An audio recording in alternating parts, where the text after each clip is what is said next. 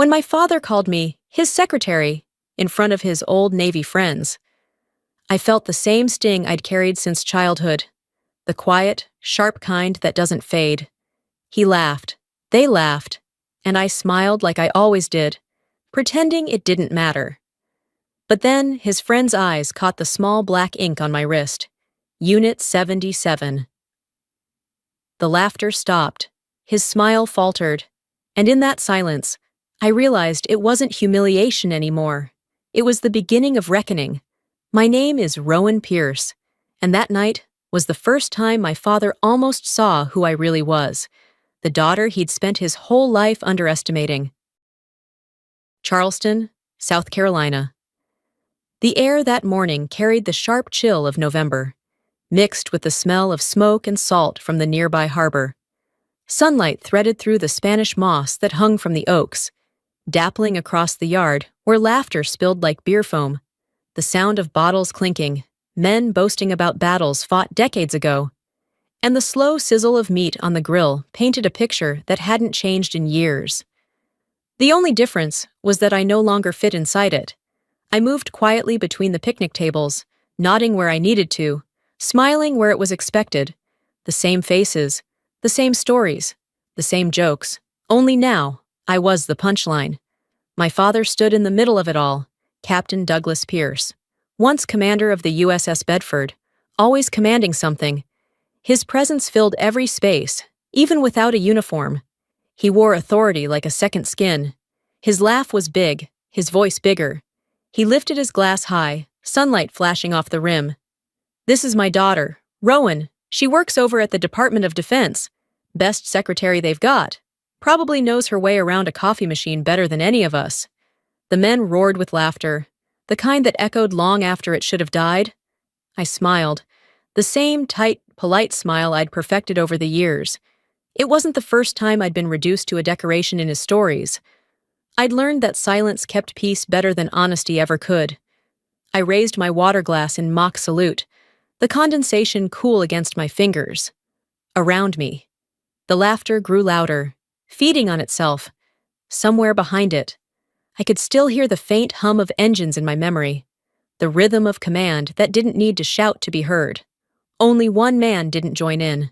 Across the crowd stood Commander Ray Dalton, silver-haired, posture straight despite his years. His eyes met mine, steady, assessing, sharp.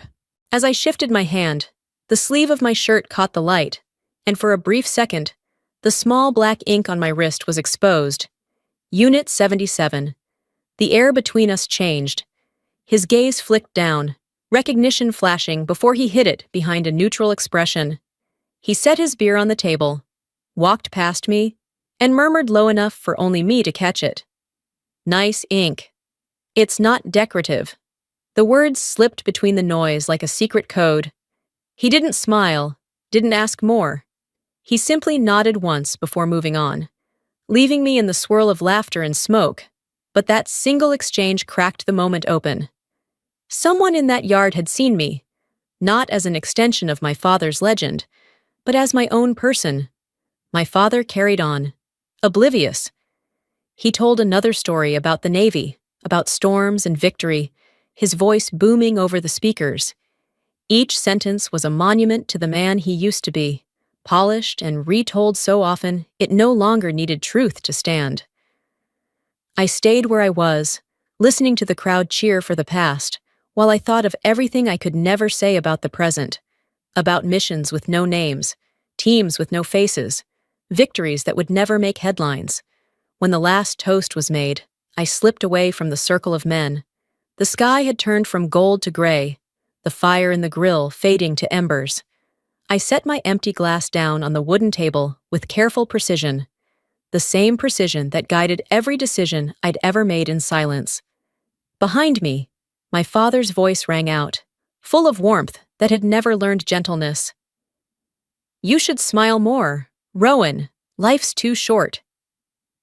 I paused for a heartbeat, letting the words hang in the cold air. Then I walked toward the gate, the crunch of gravel under my shoes the only sound I allowed myself. If he'd looked closer, he might have seen it. The way my shoulders straightened, the way my head stayed high. He might have realized that my silence wasn't surrender, it was command, but he didn't. And I didn't turn back, because he would never understand that some of us don't need to raise our voices to be heard. Some of us have learned that the heaviest truths live in silence. In Washington, when the command room door sealed behind me, the noise of the world outside disappeared. Inside, the air hummed with low static and the faint tapping of keyboards, screens glowing an electric blue across focused faces. Every decision here felt like a weight in my chest. I leaned toward the mic, voice level, clipped, measured. Deploy extraction team. Confirm evac point Bravo. Secure route Delta. The words rolled off my tongue, precise as coordinates.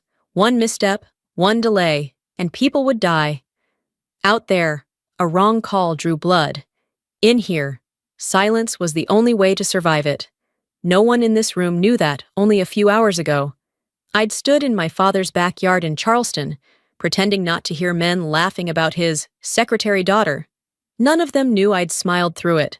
None of them knew I'd flown back that night to this, my other life, where entire operations hinged on my voice. I lived in two realities that could never touch. In one, I was Captain Pierce's quiet daughter, expected to stay small and polite. In the other, I was the unseen hand moving satellites, agents, and soldiers across the world. The Pentagon waited for my word, but my father never would. Between those two worlds lay a fragile truce, held together by a promise he once made when I was still a child, that when I became someone worth being proud of, he'd tell me. He never did. My mother used to soften the edges, her voice always gentle. "You know your father's proud in his own way," she'd say. But I learned that his version of pride meant silence, approval only when I didn't challenge him, affection only when I stayed unseen. It was easier for him to honor his memories than to recognize my reality. At the next briefing, halfway through reviewing an operations list, a name on the advisor panel stopped me cold. Commander Ray Dalton. I blinked. Once, twice, to be sure. The same man who had stood in my father's yard. The only one who hadn't laughed. He was one of the technical consultants assigned to Operation Silent Rain, the mission that had nearly broken us all. My throat tightened as I remembered the comms channel a year earlier. His voice reporting enemy proximity. My voice issuing extraction orders through static. He had heard me then, not as anyone's daughter, but as his commanding officer. And when he saw me that night in Charleston, he'd known exactly who I was. He had stayed silent, not out of fear, but respect. And maybe, I thought, to protect me from the man who never would have understood the truth. The operation's name had always sounded like a threat. Silent Rain. Even saying it felt like pressing your tongue to ice. 3 days without sleep. 62 civilians trapped between crossfire on an island no map admitted existed. We coordinated in shifts, rotations blurring, adrenaline replacing food or rest. I was the last voice before extraction, and the first voice when it failed. Move west, redirect Bravo team, keep the evac corridor clear. Every second was a negotiation between chaos and control. When the final message came through, all civilians secured, I didn't celebrate. I just exhaled, slow, steady, letting the pen slip from my hand. The relief didn't feel like victory. It felt like permission to breathe again. General Morgan Hale appeared behind me, silent until the tension broke. His hand rested briefly on my shoulder. "You've done what most men couldn't," he said. I nodded once, not out of modesty, but necessity. Praise was as classified as failure here. Success lived behind locked doors. That night, I returned to my apartment in D.C., a quiet space with more security than warmth.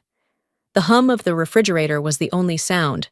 I opened my laptop to check for mission logs. There it was. An email from my father, a photo of him in his old Navy uniform, medals gleaming beneath the caption, "Still miss the days of real war." It should have meant nothing, but it carved through me like shrapnel. His version of war was the only one that counted. Mine, conducted behind screens and silence, would never be enough. My finger hovered over the delete key. Then the screen blinked red. Security alert. Unauthorized civilian access detected. Charleston. SC. My pulse stilled. I traced the digital trail. Every command automatic. My training taking over. The account ID appeared in black on white. D. Pierce. My father.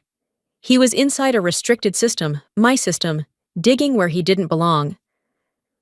I stared at the screen, unable to decide which cut deeper, that he'd broken a federal law, or that he hadn't believed me enough to ask first. The man who had taught me about honor and duty was now breaching the one code I'd built my life around. Maybe he was curious. Maybe he didn't believe a daughter could carry a title he respected.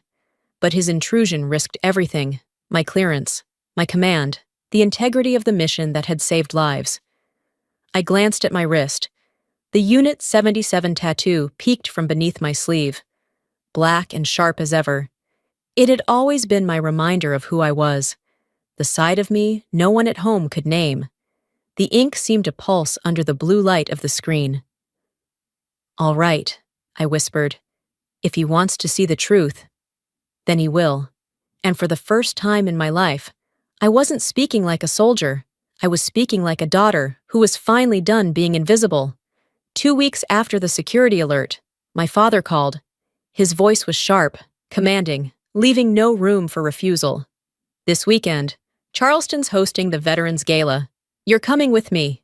A Navy man's daughter should know how to show up." I almost said no, but curiosity, or maybe defiance, made me agree. Part of me needed to see how far he would go this time to make me small. The Grand Colonial was drenched in gold light that night, the chandeliers glinting off medals and champagne glasses. Old soldiers in pressed uniforms swapped stories about wars that had long turned to myth.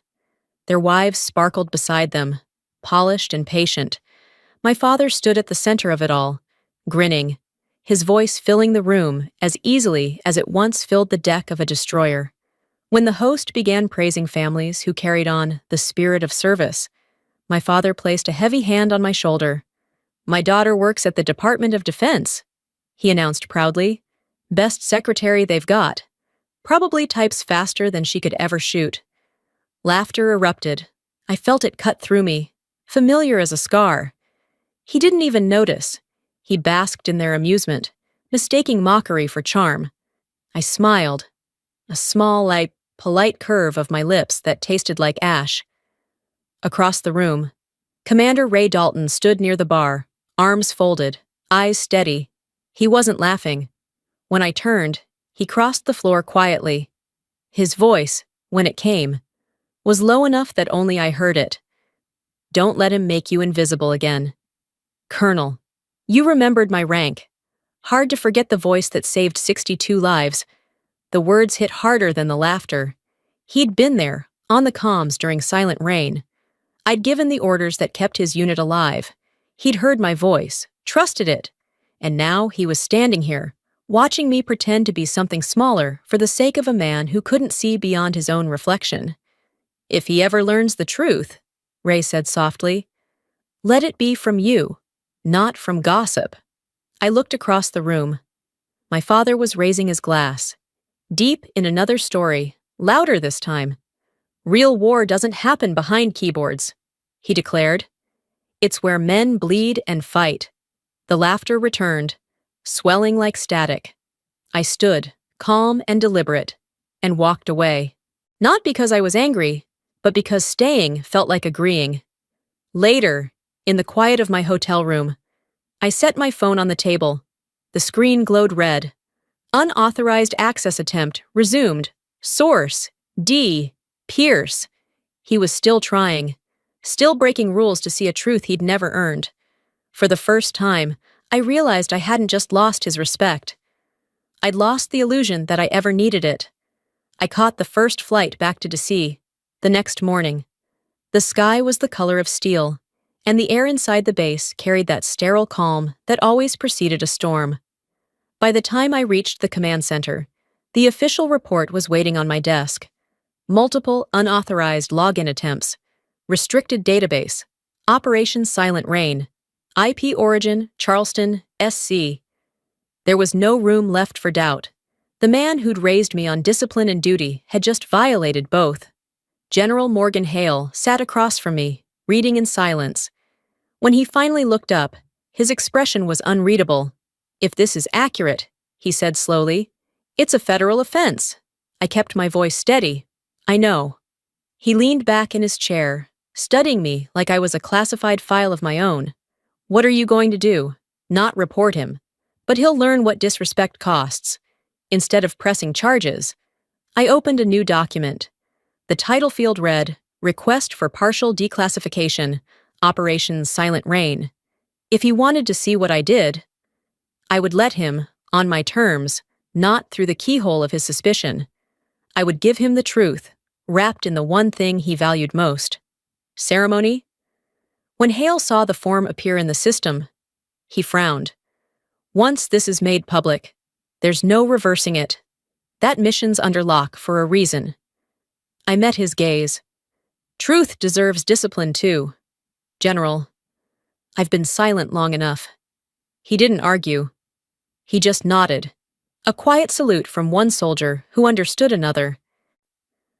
By dusk, I opened the guest list for the upcoming Strategic Command Recognition Ceremony in Norfolk. The cursor blinked beside two empty fields. Captain Douglas Pierce, Ret. Commander Ray Dalton, Ret. As I typed the last name, something inside me steadied. My reflection on the dark screen looked calm. Colder, maybe. But sure, this wasn't about vengeance. It was about balance.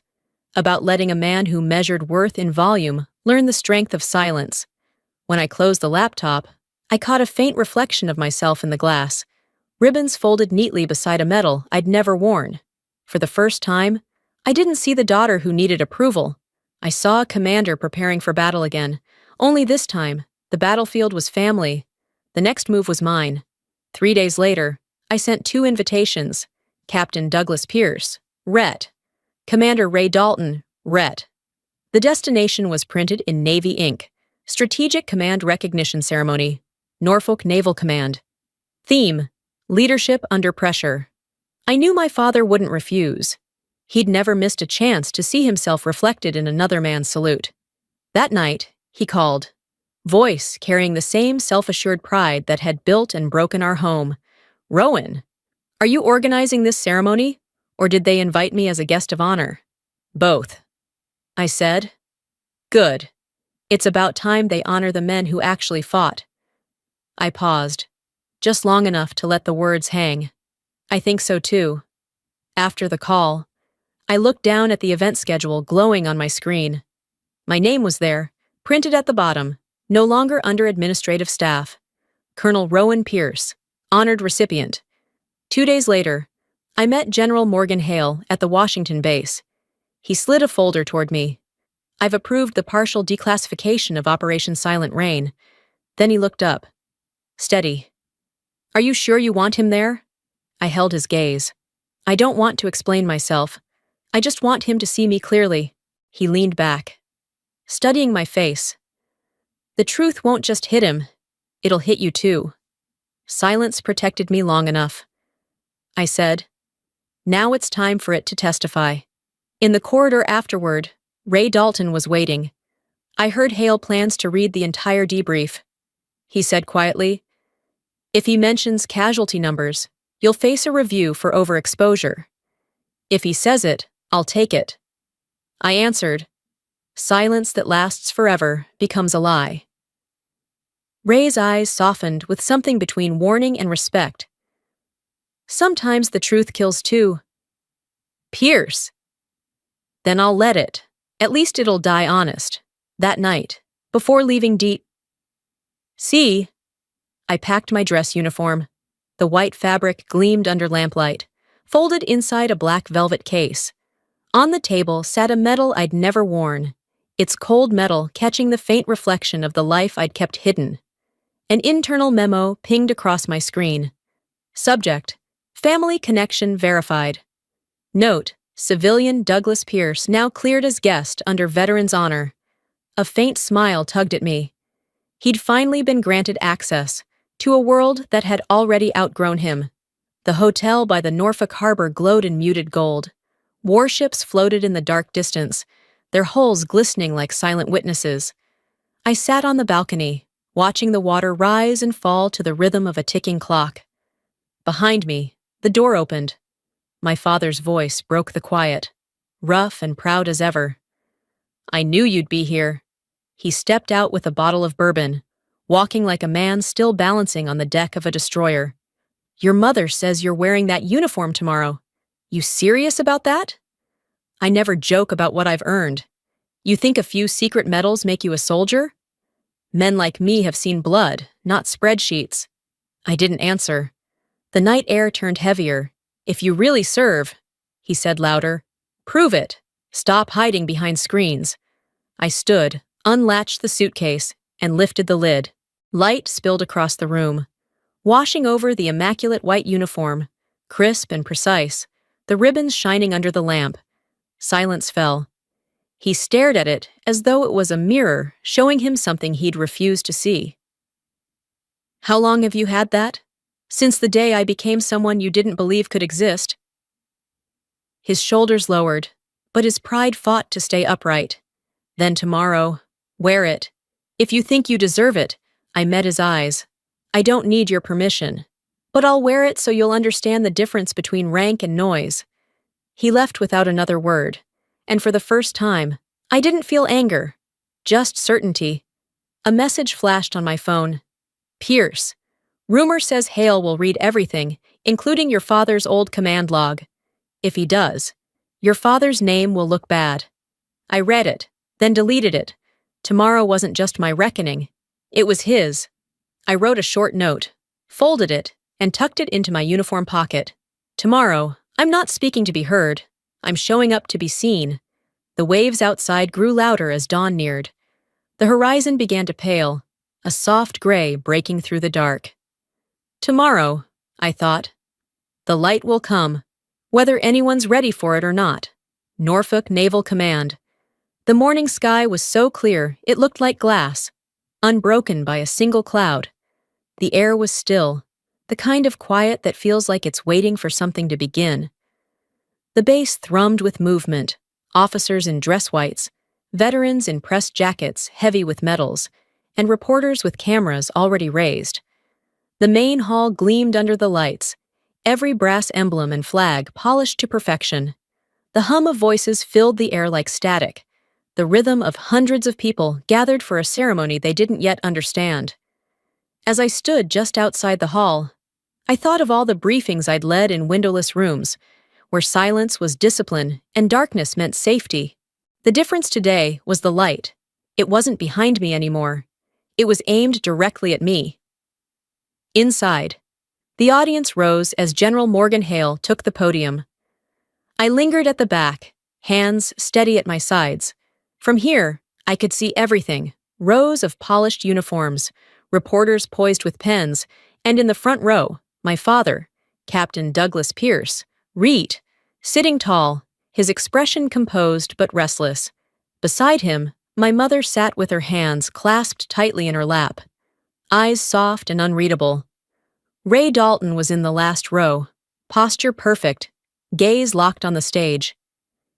I stepped into the hall as the music faded, the rhythm of my shoes clicking softly against the marble. I wore full dress whites, the ribbons and insignia arranged with surgical precision. The weight of the fabric felt familiar, grounding. A few heads turned as I walked past. Some assumed I was an aide, others barely noticed me at all. Then Hale began to speak, his voice calm and measured, each word deliberate. "Today we honor those who lead not only with command, but with composure, the leaders who stand unshaken when the world around them trembles." The murmuring grew quieter. I stood at the back of the room, spine straight, eyes fixed on the stage. Hale reached for the folder before him, the one sealed with a red department insignia. The snap of the clasp echoed through the silence. Operation Silent Rain. He read, "A classified mission conducted under extreme conditions. 62 civilians rescued within 8 hours. Commanding Officer, Colonel Rowan Pierce, Unit 77. The room fell utterly still. Chairs creaked, heads turned. The reporters froze, unsure if they'd misheard. From the front row, my father's hand tightened on his knee. I stepped forward, my pace even, deliberate. The click of my heels echoed against the marble floor, steady and unhurried, each step sounding like the beat of a ceremonial drum. My father half rose from his chair, his mouth parted slightly, confusion and disbelief colliding in the same breath. "Colonel?" Before anyone could respond, Ray Dalton stood. His movements were clean, disciplined, a salute carried out with quiet reverence. For a moment, it was just him and me in the sea of silence. Then one officer behind him stood, then another. Within seconds, an entire section of the hall was on its feet, rows of uniforms rising like a wave. The applause began low, almost hesitant. Before it gathered strength, it rolled across the room, a sound like thunder breaking over the ocean. Hale waited for the noise to soften, then looked directly toward my father. His tone dropped, deliberate and heavy. This rank was not earned behind a desk. It was forged in the smoke of battle, in the space between life and death. Under her command, the men who once served under you, Captain Pierce, lived to return home. Every head turned toward my father. The color drained slightly from his face. His fingers gripped the armrest so tightly, his knuckles whitened. My mother's hand hovered near his, unsure whether to comfort or let him face it alone. Hale's voice softened, but carried even more weight. "Today, Captain, you stand in the presence of your own legacy, one that carries your name, your discipline, but her strength. A new generation of command, quiet, steadfast, and no less honorable." The silence that followed was deeper than any applause. My father's eyes moved from Hale to me, searching for something familiar, perhaps for the daughter he thought he knew. What he found instead was someone forged in the same code he'd once lived by, only quieter, sharper, tempered by her own fire. Slowly, he stood. No one told him to. No one dared. He straightened, shoulders squared, back rigid with pride and something else. Regret. Maybe. His hand rose to his brow. The salute was perfect, practiced over decades, but the fingers trembled. I halted mid-step, facing him fully, and returned the salute with equal precision. Between us stretched a silence thicker than words. Years of misunderstanding condensed into one moment of recognition. The world around us seemed to fade. The murmurs, the lights, the cameras, all drowned beneath that stillness. Hale's final words broke the quiet like a benediction. Some lead through command, others through presence. Today, we honor the latter. The applause erupted again, louder than before. It wasn't polite this time. It was alive, roaring, unstoppable. Cameras flashed, capturing an image neither of us could have scripted. A father saluting the daughter he'd once underestimated, and a daughter standing tall in the light that no longer needed hiding. I didn't smile. I didn't need to. I only breathed, each inhale steady, each exhale releasing the weight I'd carried for years. As the ovation swelled, I looked at my father one last time. His head dipped slightly, not in defeat, but in acceptance. The great Captain Pierce was gone. What remained was something far rarer, a man learning humility in the shadow of his own lesson. For the first time, the silence between us wasn't a wound. It was understanding. After the ceremony, the hall emptied like a tide receding from shore. Voices that had filled the room minutes ago now faded into the distant clatter of metals and footsteps. Officers, veterans, reporters, all of them drifted toward the exits, their applause dissolving into polite murmurs. The air still held the faint smell of brass polish and pride. I stayed by the glass wall at the back of the room, where the sunlight flooded through in thick, golden beams. It spilled across the floor like molten metal, sharp and warm, lighting every dust particle that hung in the air. For a long time, I didn't move, The noise had ended, but the echo of it pressed against my ribs. The sound of shoes behind me broke the quiet. I didn't need to turn around. I knew that step, the measured rhythm drilled into me since childhood, the gait of a man who had never learned to slow down even when the world told him to. He stopped a few paces away. I could feel the silence between us stretch, thick and unfamiliar. There was no bourbon in his hand this time, no confident posture, no booming laugh to fill the space, just a man stripped of armor. "How long?" he said at last, voice low and rough. "How long have you been hiding this from me?" I kept my eyes on the glass, watching the sunlight crawl slowly across the polished floor. "Since the day you stopped listening." The words landed heavy, but not cruel. He didn't flinch, for once. He didn't argue. He only nodded, the kind of slow acknowledgement that carries more truth than denial ever could. His gaze dropped to the ribbons on my chest. His breath caught, a quiet sound that almost wasn't there. "They said," he began carefully, "they said you saved 19 men who used to serve under me." "Yes." He swallowed, the movement visible, fragile. "I don't know what to say." "You don't need to say anything," I answered. "Just remember this. I don't make coffee for anyone." His lips trembled into something that wanted to be a smile, but didn't know how. The gesture was brief, unfinished, but it was more than he'd given me in years. He turned away before I could respond, shoulders heavier than I remembered. My mother appeared in the doorway a moment later. She didn't speak, didn't offer a word or a tear. She simply touched my hand, a soft, fleeting connection, and followed him out. The sound of their footsteps faded down the corridor until only the hum of the lights remained. I let the silence settle again. Familiar, but no longer suffocating. This time, it felt earned. When I finally returned to my room, the air was still. The hotel staff had cleared the breakfast trays, folded the curtains halfway. On the desk sat a single envelope, plain white, slightly creased. My name written in an uneven hand that shook with age and pride. I hesitated before opening it. Inside was a page of lined paper, the handwriting slanted and uneven, ink smudged in places, as if he'd stopped midway, unsure how to continue. "You taught me that command isn't about how loud you speak, it's about standing steady when others need to believe. I'm proud of you, Rowan. Dad." I traced the edge of the page with my thumb, feeling the indentations where his pen had pressed too hard. My throat tightened, not with grief, but with something quieter. Relief, maybe. The kind that comes when a wound finally stops bleeding. I folded the letter neatly, placed it beside the medal on the nightstand. The two looked almost identical in meaning, different symbols of the same victory.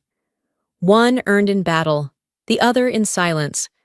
I sat on the edge of the bed for a long time, looking at the folded letter in the afternoon light. There were no tears, no burst of joy, just a slow easing, like the weight of years slipping off my shoulders. It felt strange. This kind of peace, unannounced, almost shy. Outside the window, the naval harbor shimmered. The ships rocked gently, the water glinting with tiny sparks of sunlight. A breeze brushed the curtains, carrying the faint hum of drills and the distant echo of orders shouted across the docks. Life went on, as it always did. The screen of my tablet lit up. One new message. From Jen Morgan Hale. Subject: Appointment confirmation. I opened it without hesitation. The upper command has approved your recommendation. Effective immediately. You are appointed Director of the Strategic Coordination Division. I leaned back, reading it twice, maybe 3 times. The title didn't feel like triumph. It felt like punctuation, a quiet period at the end of a long sentence. I smiled, not because of the position, but because I understood something at last. Every mission I had led, every order I had given, every silence I had held, it all led here. Not to a promotion, but to this understanding. I had finally completed the hardest assignment of my life. I had taught the man who once taught me. The same man who measured respect in salutes and scars now understood it could exist in quiet acknowledgement, in a folded letter left on a desk. I picked up the letter once more, the paper warm from the light. The ink caught a shimmer as I held it up. For the first time, I noticed a faint mark at the bottom. His handwriting had trailed off mid-word, as if he'd wanted to say more, but decided he didn't need to. It was enough. I set it back down, aligning the edges carefully beside the metal. Outside, the sunlight began to soften, spreading gold over the water, stretching toward the horizon. The noise of the world returned in gentle waves. Voices in the hall, the hum of an engine starting somewhere below, the steady pulse of a life still moving forward. I stood, straightened the uniform that still bore the weight of his salute, and looked out the window one last time before leaving the room. The harbor gleamed beneath the fading light. For the first time in years, I didn't see a battlefield between us. I saw reflection, two generations staring back from the same horizon. Finally, at peace with the silence that had built them both. And for the first time in my life, silence didn't feel like distance. It felt like respect. A year later, the world felt quieter, the kind of quiet that didn't demand explanation. I stood on the deck of the command vessel, anchored in the Chesapeake Bay, the wind sharp and clean against my face. The horizon stretched endlessly ahead, painted in soft shades of coral and silver. The sea reflected the pale morning light like glass. Every breath tasted of salt and purpose. Below me, sailors moved in rhythmic precision, voices carried away by the breeze. Boots struck metal in steady time as salutes followed my passing. I nodded in acknowledgement, each gesture instinctive now, simple, not ceremonial. Director Pierce. The title didn't feel heavy, it felt earned. For the first time in years, I loved the silence, not the kind I once used as armor, but the kind that followed after noise had finally run out of meaning. I slipped my hand into the pocket of my uniform and pulled out the folded letter. The edges had softened with time, the corners still stained with a faint brown ring of coffee. My father's handwriting remained the same, angled, deliberate, stubbornly neat despite the tremor that must have run through his hand when he wrote it. Command isn't volume, it's presence. I smiled. He had found the words I'd been waiting for all my life. I folded the paper again, careful not to crease the line of his signature, and tucked it back into my pocket. The first rays of the sun spread across the waves, gold spilling like a promise reborn. The water shimmered, alive and restless, yet calm beneath the surface, like the way command truly felt when you stopped trying to prove it. I looked down at my wrist. The ink that once marked Unit 77 had begun to fade. The black lines had softened into a muted gray, almost blending with my skin. It wasn't a secret anymore, or a burden. It was a relic of resilience, proof that silence, when chosen, could be power. Legacy, I murmured to the wind, isn't inherited. It's built, quietly. The sea answered with a soft slap against the hull. I leaned against the rail, watching the morning unfold. The crew was beginning their drills, voices rising faintly over the sound of the waves. Somewhere behind me, the ship's bell rang, clear and strong, cutting through the dawn. It reminded me of every mission briefing, every heartbeat spent in the shadows, every moment I'd chosen calm over chaos. I wondered what my father was doing at that very moment. Probably standing on his porch, coffee in hand, watching the same sun climb over Charleston's harbor. Maybe he'd think about that day in Norfolk, the applause, the salute, and how it had changed the language we used with each other. We never said much after that, but our silence had shifted. It no longer carried blame, it carried understanding. In the months that followed the ceremony, he'd started writing more letters, short ones, always in the same tone, simple, direct, never sentimental. He told me about his garden, the neighbors, the storms that came in off the coast. Sometimes he signed them Dad, sometimes just Douglas. Each one ended the same way. Stay steady. And I had. Every decision since that day, every strategy I approved, every soldier I mentored, it all carried a trace of him. Though not in the way he once imagined, he'd taught me command by accident, through contradiction, through the spaces between his words. I had turned that lesson into something new. The sun climbed higher, spilling warmth over the deck.